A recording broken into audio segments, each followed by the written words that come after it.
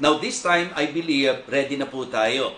Sabi ko po kay Deep Thinker, so gusto ko magkatuloy-tuloy lang po tayo sa ating pong every evening na pag-aaral po ng salita ng Diyos. Kaya maunawaan po ninyo na talagang makapagbigay po tayo ng kahit devotion sa ating pong gabi-gabing pagsasama-sama habang ako po ay nasa pag-aasikaso sa ilang bahagi po sa aking physical na kalagayan po. Alright, so this time, let me request all of you to please open your Bible in the book of Psalm chapter 46.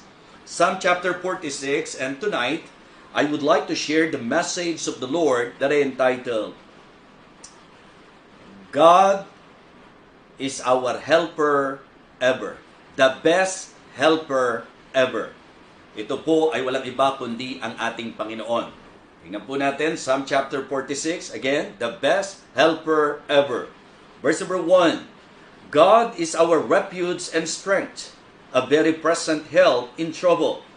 Therefore will not we fear, though the earth be removed, and though the mountains be carried into the midst of the sea, though the waters thereof roar and be troubled, though the mountains shake with the swelling thereof. There is a river, the streams whereof shall make glad the city of God, the holy place of the tabernacles of the Most High. God is in the midst of her. She shall not be moved. God shall help her, and that right early. The heathen raged, the kingdoms were moved. He uttered his voice, the earth melted. The Lord of hosts is with us. The God of Jacob is our refuge. Come, behold the works of the Lord. What desolations he hath made in the earth. He maketh wars to cease unto the end of the earth. He breaketh the bow, and cutteth the spear in sunder. He burneth the chariot in the fire. Be still, and know that I am God. I will be exalted among the heathen. I will be exalted in the earth. The Lord of hosts is with us. The God of Jacob is our refuge. Let us pray. Lord, thank you so much for your word. May you please bless us once again. Lord, I need your help. I need your grace. Please give me wisdom, and please talk to your people tonight. Thank you so much, O God. Ito po ang aming panalangin sa pangalan po ng aming Panginoong Jesus. Amen. Amen. So, the best helper ever. Yan po ay walang iba kundi ang Diyos. Sa opening, ang sabi po, God is our refuge and strength, a very present help in trouble. So, ang pinaka-idea po, mga minamahal, ay ang paalala sa bayan po ng Panginoon. Ito po yung gustong i-point out ng psalmist. Ano po? Hindi ang mga armies, hindi ang mga kagamitan, hindi ang mga armas, hindi ang kahit anong bagay, kundi ang Diyos. Ang Diyos ang ating pong ampunan. Ang Diyos ang ating pong kanlungan. Yan po ang gustong i-point out ng psalmist. Ano po? Siya po'y kanlungan at kalakasan po natin. At ang sabi po, a very present help in trouble. So dito ko po kinuha yung idea that our God, siya po ay ang ating pinaka, masasabi nating mapangahawakan na saklolo sa ating pong buhay.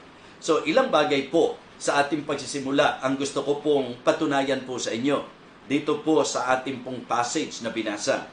Una, that our God, He is present in our troubles.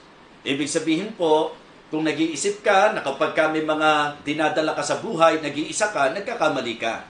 Nandiyan ang Panginoon. Diba? God is always present, mga minamahal. Anumang sitwasyon natin sa buhay, nandiyan ang Panginoon. Ang sabi po ng psalmist sa kanyang talata, dito po sa talata, ang sabi po niya, God is our refuge and strength, a very present help in trouble. So siya po yung sumasaklolo sa atin sa panahon ng kabagabagan. Kapag meron po tayong mga masasabi po nating iba't ibang nararanasan sa buhay na ito, maging ito man ay atake po ng kaaway, maging ito man po ay pagsubok, anumang sitwasyon mo sa buhay, tatandaan po natin na ang Diyos ay laging presente. God is always present. So, He is present in our troubles. Wag na wag niyong iisipin yon. Yung pong na parang pinabayaan ako ng Panginoon, iniwan ako ng Panginoon, nag-iisa ako. Hindi po, mga minamahal. So, let me remind you of this very important thing, that God is always present in our trouble. Ganun din po, mga minamahal, that God is perfect in His timing. Hindi lang po siya present sa ating po mga troubles. Siya po ay perfect sa kanyang timing. Never po na malilate ang Panginoon. Wala pong delayment. Pagka Diyos ang pinag-usapan natin, ang Diyos ay laging perfect sa kanyang timing at sa anumang bagay po, ginagawa ng Diyos na mabuti ang lahat sa kanyang panahon. What is important is the timing of God. Minsan naiinip po tayo. Minsan gusto po nating mauna. Minsan nakakaroon po tayo ng negatibong pag-iisip kapag ang pakiramdam natin matagal na pero hindi pa nangyayari. Matagal na pero hindi pa sinasagot. Kung tayo po ay nagtitiwala sa Diyos, mas alam ng Diyos ang tamang panahon. Mas alam ng Diyos kung kailan sapagkat ang Diyos ay perfect sa kanya pong timing. Naalala ko lang po, nung pong time na si Lazarus ay namatay, yung pong magkapatid na si Martha at si Maria, alam po ba ninyo na nung dumating po ang Panginoon, kasi nagkasakit po si Lazarus, namatay po siya, and then nung dumating ang Panginoong Jesus, ang sabi po nung magkapatid, una po si Martha, sabi niya, Lord, if thou hast been here, my brother had not died. Kung nandito ka lang, Panginoon, hindi sana namatay ang aking kapatid. So, ganun din po ang pinalalabas po ni Maria. Pero actually po, ang Diyos kailanman hindi po maaantala. Hindi po siya malilate. Perfecto po siya sa kanyang timing. Kaya kapag may mga bagay sa buhay natin na talagang hinihiling natin sa Diyos, pagka tayo po nanalangin, huwag doon sa panahong gusto mo, sa panahong gusto ng Diyos. Kaya it is always good to consider every time that we are praying the timing of God and the perfect will of God. Kasi yun po ang ating po pwedeng panghawakan. Maiisip nyo po yan. Kung magpapakatotoo po tayo, may mga pagkakataon po sa buhay po natin na talagang sa sobrang eagerness po natin, gusto natin right away mangyari. Pero napag-isipan po natin, matapos ang lahat, nabuti na lang, di ba? Sometimes ganun po yung ating nagiging takbo ng kaisipan. Mga kapatid, mga minamahal, I want all of you to know that our God, He is present in our troubles and He is perfect in His timing. Siya po ay laging tama sa kanyang panahon. And then, isang bagay din po na gusto kong masabi sa inyo, that God is powerful. He is powerful. In our triumph, siya po ang makapangyarihan. Lakas po niya. Yun po ang dapat nating maunawaan. Ang tagumpay po natin, hindi dahil sa galing natin, ang ating pong mga tagumpay ay kapahayagan ng kapangyarihan ng Diyos. Ang ating pong tagumpay ay kapahayagan ng kalakasan ng Diyos. Ang ating pong tagumpay ay kapahayagan ng kagalingan ng Diyos. Lahat po yan, kung tutuusin po sa mga sitwasyon po natin sa buhay, lalo na po sa mga meron tayong na-achieve, makita po natin na kung tutuusin po, hindi po tayo yan. Alam niyo po, itong passage na ito, kapag binigyan po natin ng pansin, napakaganda po ng pagliliwanag na ginawa po ng psalmist. Kumbaga po, bawat isa sa atin makakaugnay. Maiuugnay po natin ang ating pong sarili sa katotohanan ng sinasabi po ng psalmist. Katulad po halimbawa, noong mga panahon na ang pakiramdam natin maalon. Mga panahon na parang ang pakiramdam natin ang sungit-sungit ng dagat. Yung mga panahon na parang ang sitwasyon po natin parang shaky. Masasabi po natin na parang nakakayanig. Mga problema na dumarating sa buhay natin na minsan po kabi-kabila. Siguro po magandang makita natin na sa reality of life, nangyayari po yun. Katulad po ni Job. Alam natin na si Job, ang naging problema niya sa lahat ng aspeto. Nagkaproblema siya sa negosyo, nagkaproblema po siya sa kanyang mga anak, emosyon, nagkaproblema po siya sa kanyang pisikal, nagkaproblema siya sa kanyang mga kaibigan, nagkaproblema po siya sa kanyang asawa, nagkaproblema po siya sa mga masasabi po nating mga kapaligiran, yung mga sitwasyon sa kapaligiran. So, ngayong gabi po, it is good to somehow consider and try to evaluate that in our lives, hindi ba nangyayari po ito? Hindi ba dumarating tayo doon sa punto na ang pakiramdam natin parang hinahampas tayong matindi ng alon? Hindi ba parang ang pakiramdam natin nagsusumungit ang alon sa lakad at lakbay natin sa buhay? So ito po, mga minamahal, ay ilan sa mga bagay po na gusto ko pong katagpuin ng Diyos sa ating pong simpleng devotion na ito. Pero I want all of you to establish in your mind, in your heart, yung pong ating pong binigyan ng pansin po doon sa ating pong introduction. na patungkol sa Diyos na ikinukonsider natin because the best helper ever is no other than God. Ang talagang lagi na masasabi nating pinakamahusay. Alam niyo po yung salitang ano rito, yung pong a very present help in time of trouble. Yung idea po dito, saklolo po natin eh. Diba? Siya po yung rescue natin sa mga panahon ng ating pong kabagabagan. Ano po ba ang mga bagay na nagbibigay ng kabagabagan po sa atin? Hindi ba napakarami? Napakarami po mga bagay sa mundong ito na talagang kung tayo lang, talagang lulumpuhin tayo ng takot, lulumpuhin tayo ng pangamba, lulumpuhin tayo ng daming alalahanin po sa buhay. Usaping pang pera, may problema tayo dyan. Usapin po na pang pamilya, minsan po, di ba, mabigat sa kalooban po natin na naghihirap ang ating pamilya. O kaya sabihin po natin, yung problema kabi-kabila. So ang importante po, alam natin na ang Diyos laging presente. He is present in our troubles. Baka lang po kasi nagkakaroon tayo ng pagsasarili. Dapat malaman mo, kung ikaw ay mananampalatayang totoo, laging nandyan ang Panginoon para sa iyo. Diba? Nandyan lang po siya. Ang sabi nga po niya, hindi kanya iiwan eh. Hindi kanya pababayaan. Tama po ba? So yun po ang sabi ng Panginoon. So siya po ay present sa ating pong mga kabagabagan. At siya rin po ay perfect sa kanya pong panahon.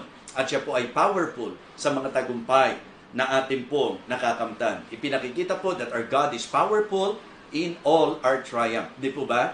So kasi lahat ng totoong nagtagumpay, aamin. Hindi ikaw yan, kapangyarihan ng Diyos yan.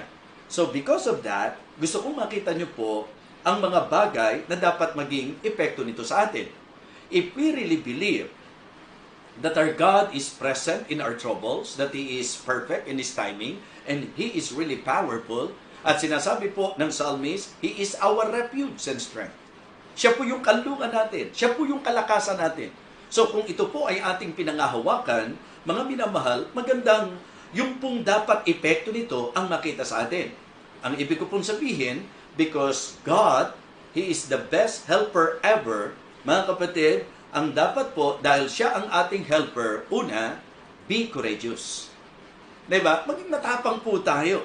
Pansinin po natin, mga minamahal, na dito po sa sinasabi po ng talata, dahil siya po ang ating kanlungan, siya ang matibay. In fact, natatandaan niyo po yung isang devotion ko po, yung great power in a strong tower.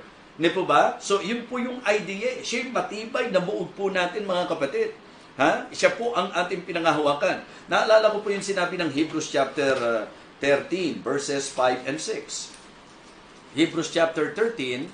So, ito pong sinabi po ng manunulat ay isang masasabi nyo pong bagay na dapat pinangahawakan din po natin kung naniniwala po tayo talaga na ang Diyos ang kasama po natin. Hebrews chapter 13.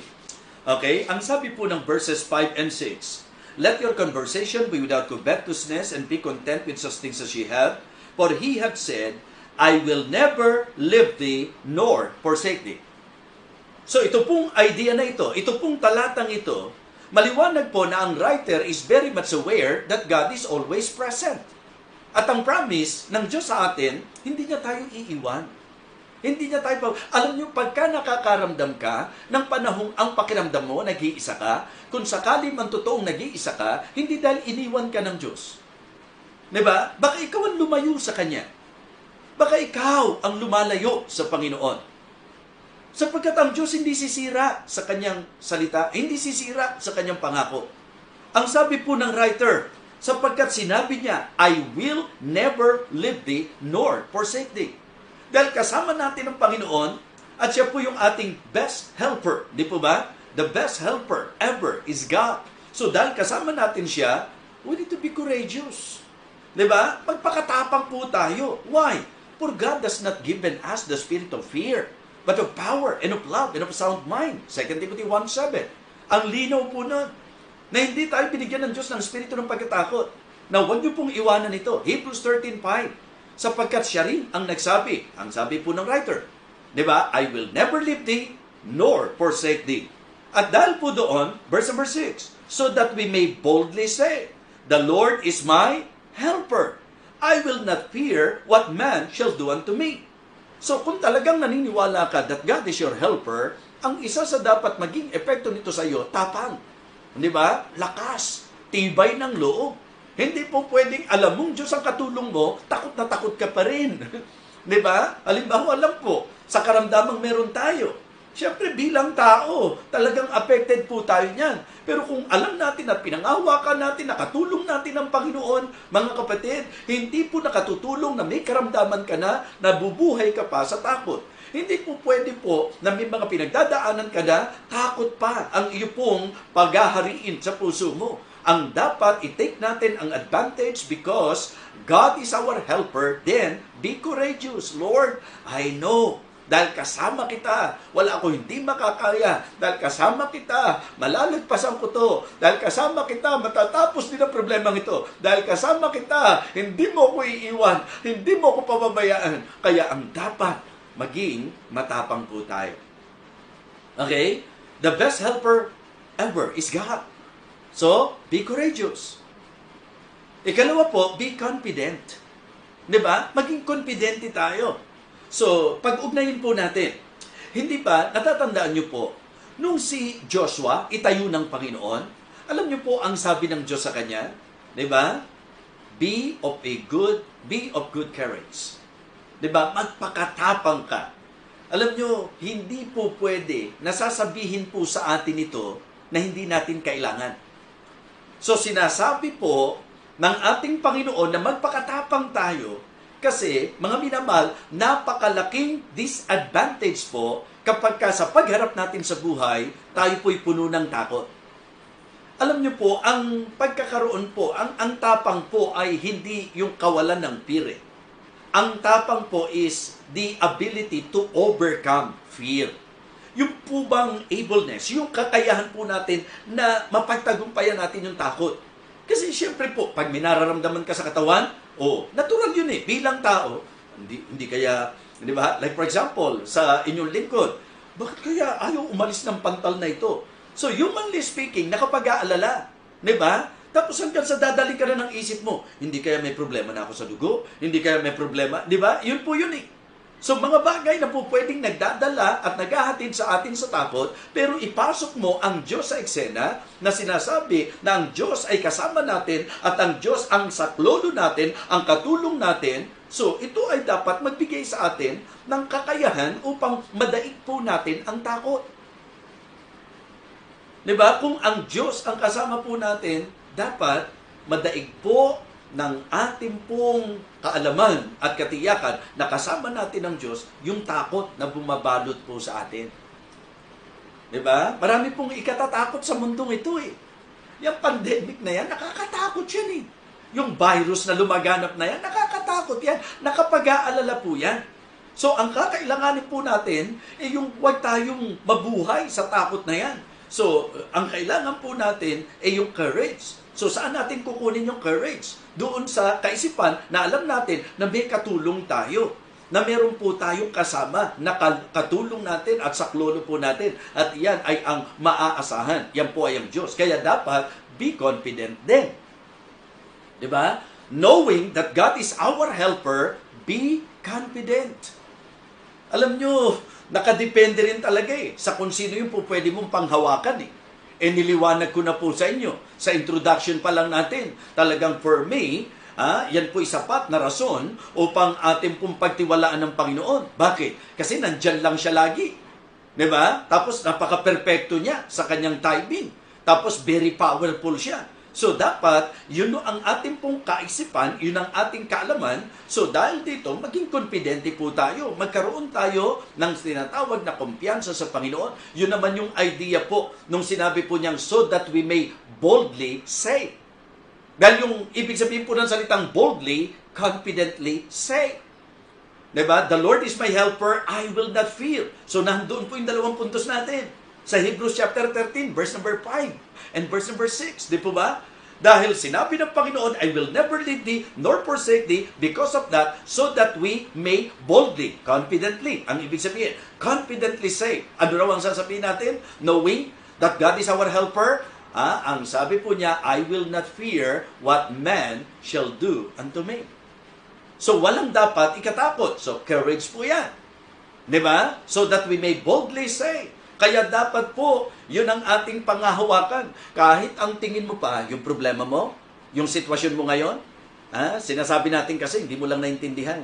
Wala ka sa sitwasyon ko, hindi mo alam ang aking kalagayan. Sometimes po, ganyan tayo, di po ba? Pero sa totoo lang po, ang maganda namang pinagbabatayan natin, hindi yung hindi ka naintindihan ng iba, may Diyos na nakakakita sa iyo, may Diyos na sinasamahan tayo, may Diyos na tumiyak, natutulungan niya tayo, lalo na sa panahon ng ating kailangan, ng ating pong pangangailangan. Yun ang dahilan kung bakit kahit na Gulayat pa ang makaharap mo, para kang si David na dapat kompidente, para kang si David na dapat meron tapang. Bakit? Kasi ang pinangahawakan mo, yung Diyos. Di ba? Yun ang sinasabi niya eh. Yun ang ipinapangahas niya. Nung minsan, nakinig po ako. Diba? So, at nabigyang pansin po na si David po, sabi ni Pastor Robert, di po ba? So, siya po ay underestimated.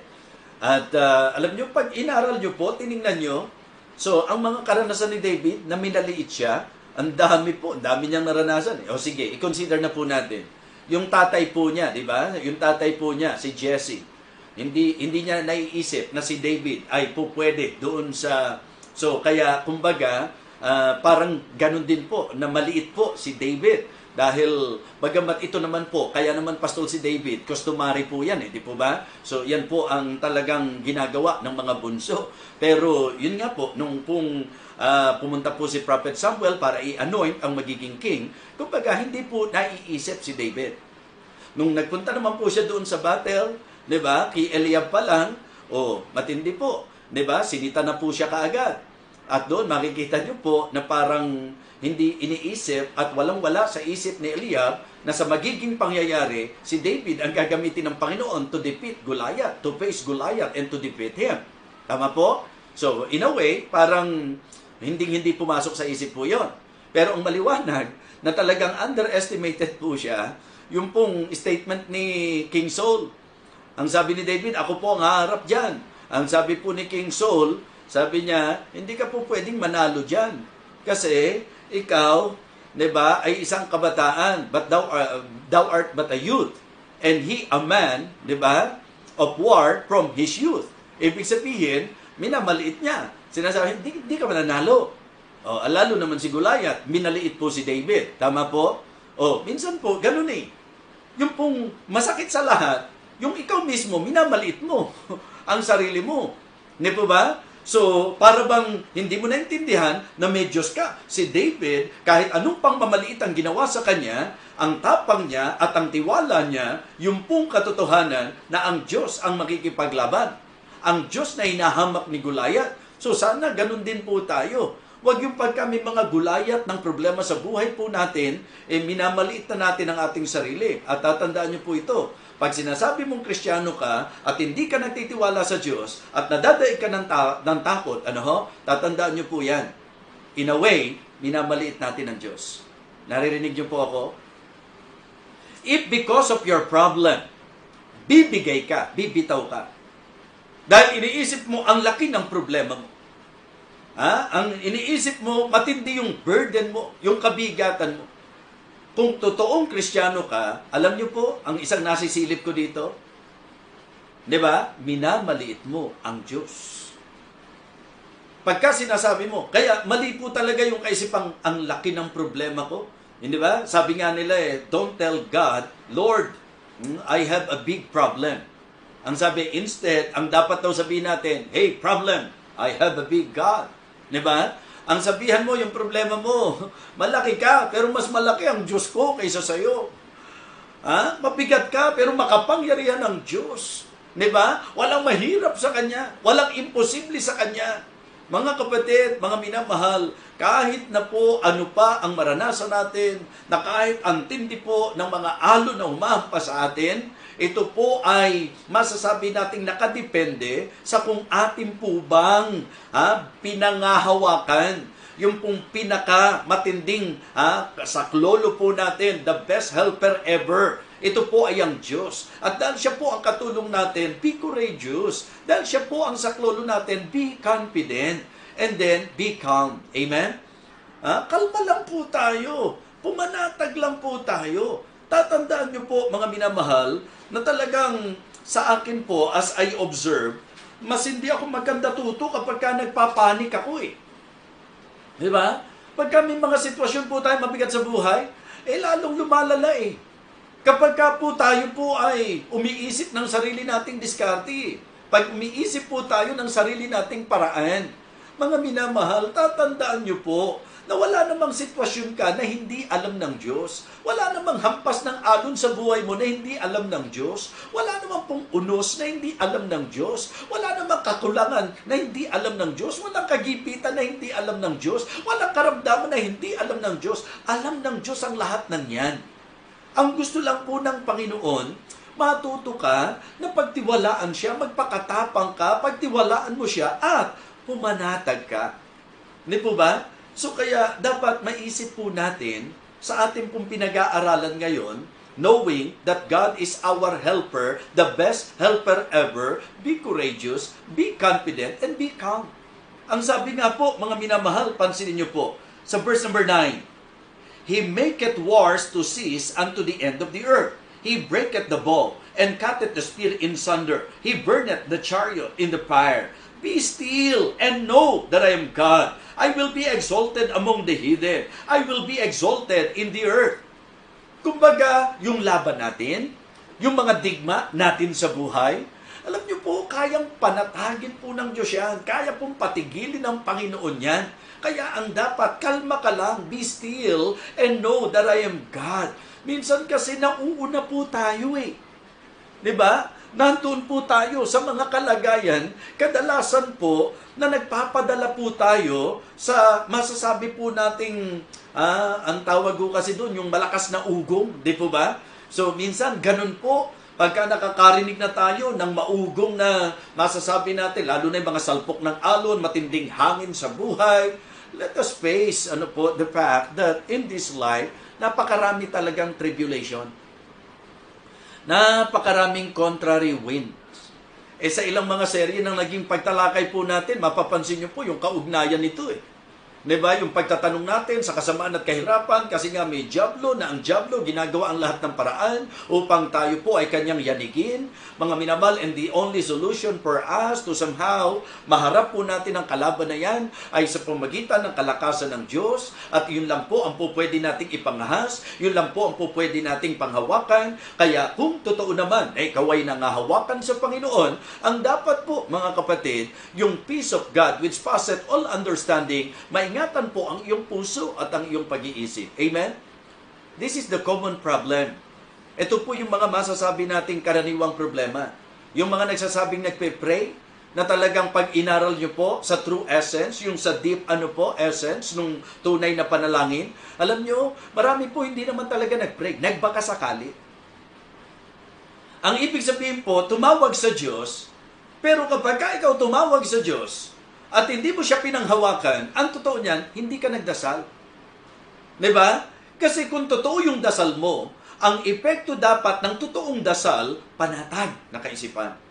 Once na sinabi mo, may problema ka, okay, gulong-gulo ka, matindi yung gulo sa isip mo, yung bigat ng puso mo, yung takot, yung pangamba, and then, nakita mo, ang Diyos ang katulong natin. Ako po, talagang sa Diyos lang ako lagi nagdarasal. Sinasabi mo na sa Diyos ka nagdarasal, pero lagi ka namang balisa, lagi ka namang alala, lagi ka namang natatakot, lagi ka namang nag-aalinlangan.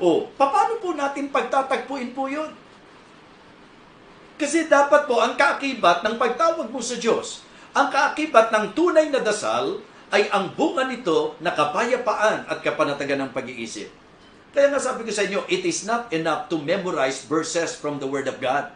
It is good to somehow meditate kung ano po yung mga bersikulo na yan. And then, let us apply that, sabihin nating verse, yung mga verses sa buhay po natin. Ang sabi po ng Philippians 4, 6, and 7, be careful for nothing, but in everything, by prayer and supplication with thanksgiving. Anong sabi? Let your requests be made known unto God. Ano ngayon ang magiging bunga? And the peace of God, which passeth all understanding, shall keep your hearts and minds through Christ Jesus. Kung ako kayo, lumuhod na rin lang kayo. Kung ako kayo, nagbigay na rin lang kayo ng time. Kung ako kayo, kinausap niya lang din ng Diyos, pagtiwalaan na natin siya. Kasi ang mangyayari po, walang kwenta yung luhod mo, walang kwenta yung tawag mo, walang kwenta yung time na ibinigay mo, kung pagkatapos nito, balisa ka rin. Ay, diniretsa na po tayo ng Bible. For let not that man think that he shall receive anything of the Lord. Why? For a double-minded man is unstable in all his ways. If we are doubting the Lord, nagkakasala po tayo. At dahil po dito, mga minamahal, yan ang hadlang kung bakit hindi po sasagutin ng Panginoon ang ating prayer. Remember that? Naalala niyo po yung lesson natin na yan? So napakahalaga po na dahil ang Diyos ang katulong natin, knowing that He is powerful, that He is perfect, and always present, dapat po ito ang magdala sa atin sa pagiging courageous, sa pagiging confident, at sa pagiging kalmado. Amen? Yes. Yun ang maging patotoo po natin, mga minamahal. Yun nawa ang ating panghawakan. Yun ang ipatotoo natin. Actually, natutuwa po ako dahil kahapon, ang ginawa po namin, siguruhan eh. Dahil nasa doktor ako, sabi ko, Pastor Poy, ikaw ang mag-preach. And then, sabi ko sa kanya, dahil noong time na yon, nagmadali po siyang pumunta rito, in a way, sabi ko nga sa kanya, alam mo, Pastor, sa nakikita ko, isa ka sa ating pastoral staff na kapag ka, alam niyo po yun, pinagtiwalaan ng mensahe, nagkaroon po kami ng nung pong pagbuo nung message about the proven sufficient grace of God. Hindi po ba? So, kahit anong sitwasyon mo, pagka sinabi na ng Diyos na my grace is sufficient for thee, yan ang tatandaan niyo po, mga minamahal. Sa akin po, personally, di ba? Kasi ang typical na isipin ng tao, dahil may nararamdaman ka, dahil may karamdaman ka, pwede pong dalhin ka nito sa negatibong kaisipan, o kaya tumigil ka muna. Mga kapatid, ang sinabi ng Panginoon sa kanya, nung naninikluhod siya sa sakit, sagana ang biyaya ko sa iyo. So, ang gusto ko pong i-point out, pag nagsalita na ang Panginoon, pumayapa ka na. Di ba? Ibuti pa nga yung alon nung sinabi ng Panginoon, peace be still, pumayapa ka. Pumayapa ang problema, tayo po Ang dami ng talata na nagsasabi, magpakatapang ka, magtiwala ka, mapayapa ka. Yung iba iba yatang kapayapaan ang gusto natin yung payapang-payapa talaga So, mga kapatid, mga kaibigan, gusto ko pong sabihin sa inyo na pwede pa rin po tayong matulog kahit may bagyo. Kahit po tayo may sakit, hindi po yun ang katapusan ng ating buhay. Kung ano man po ang loobin ng Diyos, ang importante, alam mo na ang Diyos ang nakakaalam kung ano ang mabuti. Ang importante, alam natin na nandyan lang lagi ang Panginoon, a very present help in trouble, at siya po'y perfect in His timing, and He is powerful, at yan ay pinatunayan sa ating pong mga pagtatagumpay sa buhay na ito. Mga kapatid, the best helper ever is God. And because God is our helper, magpakatapang po tayo. Be courageous, be confident, and be calm. Tayo po ay maging panatag. Be still and know that I am God. Gusto ko po yun. Minsan kasi, pagka sinabi natin, pumayapa ka, syempre, concern natin. Yung nagsabing, pumayapa ka, concern natin kung sino yung nagsalita. Ang Diyos ang nagsabi, be still and know that I am God. Ang sabi ng Diyos, pumayapa ka at dapat kilalanin mo, maalaman mo, ako ang Diyos. May mahirap ba sa akin? May imposible ba sa akin? So I hope, mga minamahal, ito pong mensaheng ito, itong devotion na ito, pasensyahan nyo na po, talagang ang gusto ko lang, yung makasupply pa rin po tayo, magkaroon pa rin po tayo talaga ng pagkakataon na huwag mabakantihan ng mapapakinggang salita ng Panginoon, lalo na po doon sa mga alam nating laging uhaw, laging sabik, laging excited, laging eager na makarinig ng mensahe, kayo po ang inspirasyon na ibinigay ng Panginoon sa akin para sa kabila po ng lahat ng kahinaan, mahayag ang kalakasan ng Panginoon at tayo po, mga minamahal, ay mapagpalang patuloy at mapalakas ng kanyang banal na salita. Mga kapatid, the best helper ever is God. Maganda nga po, kabisaduhin natin to God is our refuge and strength. Diba? A very present help in trouble. Ang Diyos ang aking kanlungan at kalakasan. Diba? Ang saklolo sa panahon ng aking kailangan, ng aking pangangailangan. So mga minamahal, kamusta po tayo? Iniisip mo ba na nag-iisa ka? kung hindi ka Kristiyano, kung hindi ka mananampalataya, talagang wala ang Panginoon sa iyo. Pero nakikita ka niya.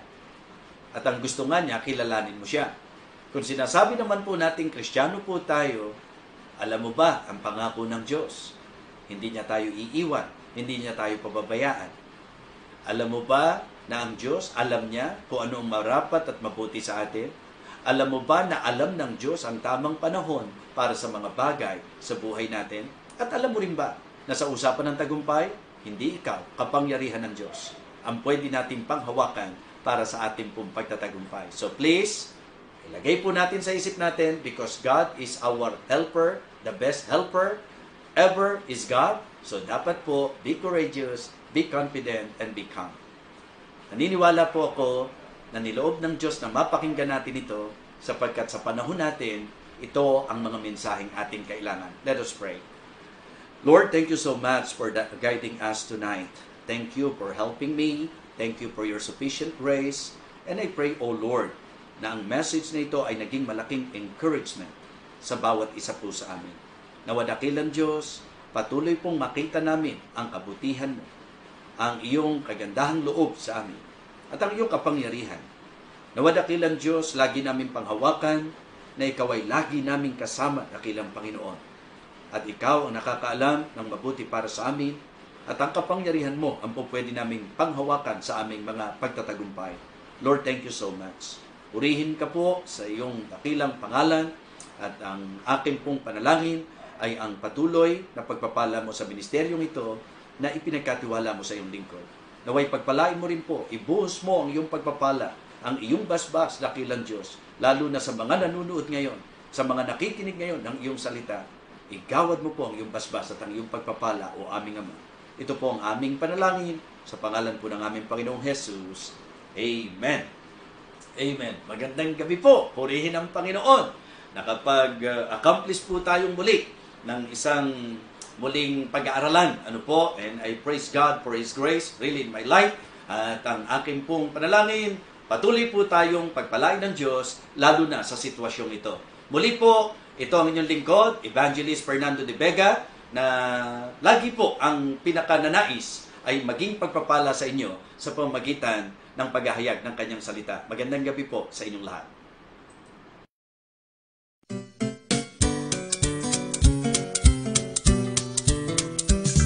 I thirsted in the barren land of sin and shame, and nothing satisfying around. But to the blessed cross of Christ one day I came, where springs of living water did abound. Drinking at the springs of living water, and now am I, my soul is satisfied. Drinking at the springs of living water, oh wonderful and bountiful supply.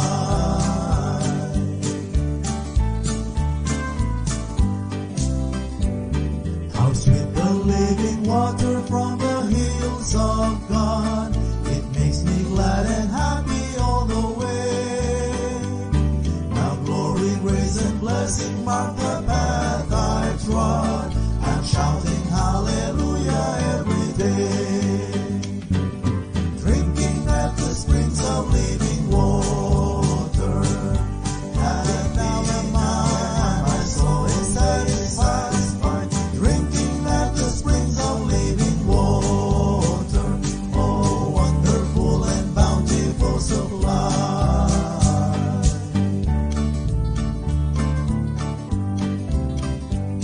Oh sinner, won't you come today to Calvary? A fountain there is flowing deep and wide. The Savior now invites you to the water free, where thirsting spirits can be satisfied.